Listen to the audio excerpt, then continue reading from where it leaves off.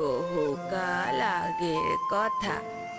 রূপপুর রাজ্যের দক্ষিণে ছিল এক বিরাট মাঠ।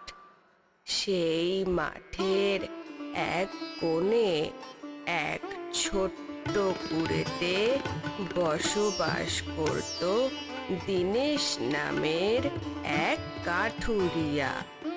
কাঠুরিয়া তার স্ত্রী অনিতার সাথে থাকতো। কি গো, আমি বাপের বাড়ি যাচ্ছি বলে তোমার বুঝি মন খারাপ?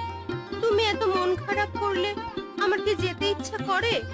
মন খারাপ করতে হবে না, আমি যাব না। সে তো একটু মন খারাপই বটে।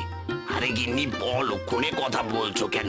তুমি বাপের বাড়ি যাবে সে তো ভালো কথা, বাড়িটা একটু শান্তিতে থাকবে। কি বললে তুমি? আরে তুমি না থাকলে বাড়ির কাজও করবে না। সারাদিন তো বাড়ির কাজ করো। তুমি না থাকলে বাড়িটাও শান্তি পাবে তোমার থেকে। আর আমিও, না মানে তুমিও। যাও গিন্নি, তুমি দুদিন বাবার বাড়ি গিয়ে থেকে এসো। আচ্ছা ঠিক আছে, তুমি ভালোভাবে থেকো, গেলাম আমি। অনিতা বাপের বাড়ির উদ্দেশ্যে রওনা হয়। এদিকে অনিতাদের বাড়ি থেকে বেশ কিছুটা দূরে এক ছোট ঘন বাঁশ বাগানে থাকতো এক পেতনি।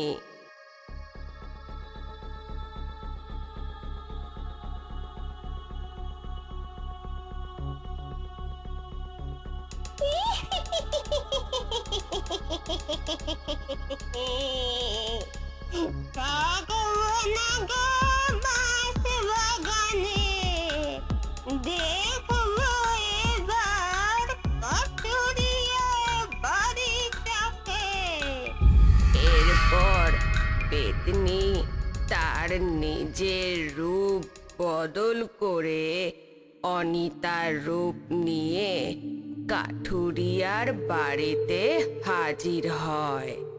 গিন্নি, তুমি ফিরে এলে যে? ভালোই তো চলে গেলে, আবার এলে যে? তোমাকে ছেড়ে যেতে মন চাইলো না, তাই ফিরে এলুম।